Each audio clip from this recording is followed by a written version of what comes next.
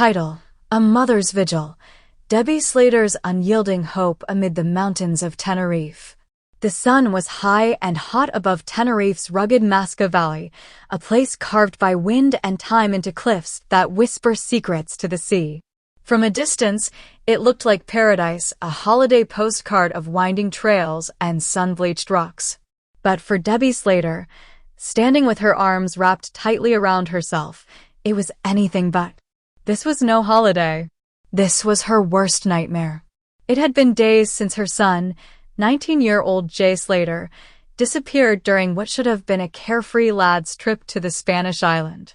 Jay, full of energy and mischief, had come with two friends to attend the NRG Music Festival. What followed was a sequence of events that spiraled into mystery: a night out, a decision to go with strangers, a last known location high in the mountains, and a final desperate phone call. Since then, silence. Debbie had arrived on the island as soon as she could get a flight, leaving behind a home filled with unanswered questions and cold cups of tea. The worry had started with a phone call, then turned into panic, and now, standing among Guardia Civil officers, search dogs, and volunteers, it had grown into something larger, a quiet, aching persistence. "I know my boy," Debbie whispered to a volunteer translator, voice cracking under the weight of sleepless nights. "He wouldn't just vanish. He must be out there. Please subscribe to my YouTube channel." And so, the search continued. A growing plea. While the physical search moved forward, with helicopters scouring the ravines, drones humming overhead, and sniffer dogs weaving through underbrush, a different kind of search gathered momentum online. A GoFundMe campaign, launched by Jay's friend Lucy May Law, who had been on the island with him, began to attract attention. It started small.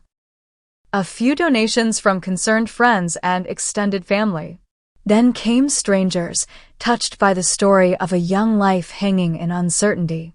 Within days, the total surged past £50,000. "Thank you to everyone who's helped," Lucy May wrote in an update. "We just want Jay home. We want his mom to have some peace." The fundraiser became more than a donation page. It became a symbol of solidarity. It became a thread of hope for a mother clutching onto anything she could as she watched search teams vanish into the brush, returning each day with shaking heads and nothing to report. A trail of questions. The story of Jay's disappearance reads like something out of a Netflix docu-series. On the surface, a teenager goes missing after a festival. But as more details emerged, his last phone ping in a remote location, rumors of a risky hitchhike, and his alleged company that final night, the mystery deepened. "He called me," Lucy had said in interviews, "and he sounded scared. Said he was lost, his phone battery was low, and he didn't know where he was." That call was the last known contact with Jay. After that, nothing. In the UK, social media turned into a flurry of armchair detectives and conspiracy theories. Some questioned why he'd gone off with strangers. Others speculated about foul play. But for Debbie, the speculation only made the silence worse. "This isn't some kind of drama to watch online," she said when asked about the media coverage. "This is my child. This is real. I don't care about theories. I just want to hold my son again." The weight of waiting. Every morning in Tenerife began the same way for Debbie.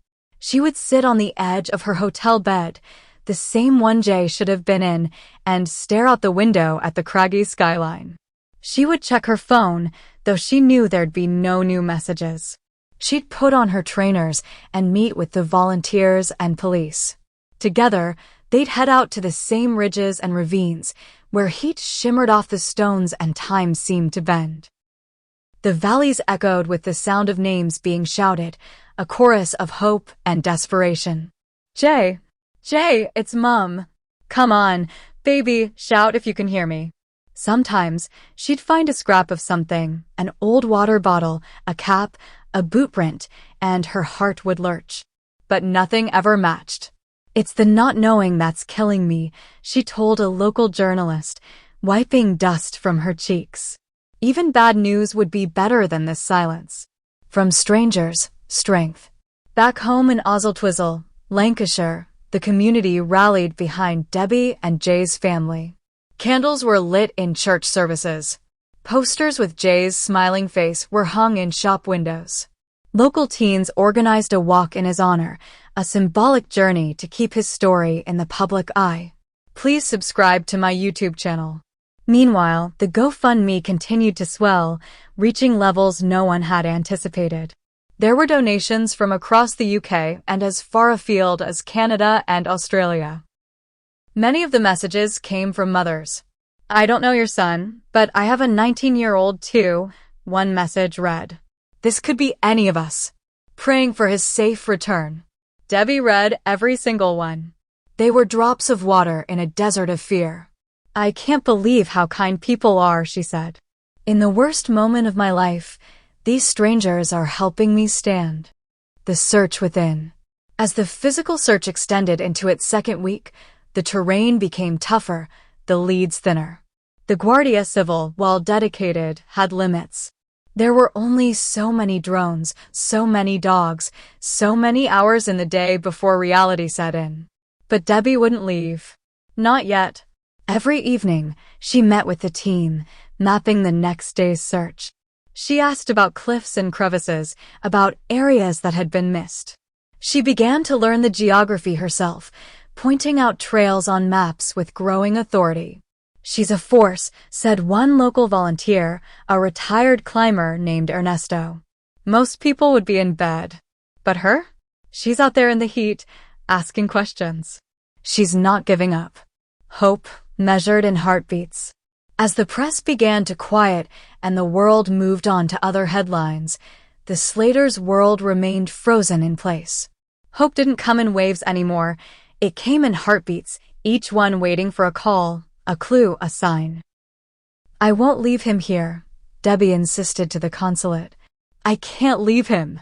The story was no longer about what had happened that night after the party. It was about what happens when a mother refuses to give up. About what strength looks like when dressed not in armor, but in worn-out trainers and tear-streaked cheeks. It was about love. A story still unfinished. As of now, Jay Slater remains missing. The search continues in fits and starts, shaped by terrain, heat, and dwindling resources. But somewhere in Tenerife, under the watchful eye of the island's ancient hills, his name still echoes. And his mother is still there, waiting. The GoFundMe campaign, now exceeding £50,000, continues to support the family's efforts, funding private investigators, accommodation, equipment, and perhaps one day, a return flight with closure. But for now, there is only the road ahead. "Even if I have to walk every inch of this island myself," Debbie said one evening, watching the sun dip below the horizon, "I'll do it. I'll find my boy." Postscript.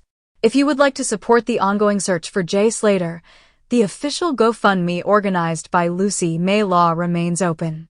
Every donation, every share, every message of support gives strength to a family determined not to give up. This is not a holiday. This is a mission of love. Subscribe the channel to get such videos.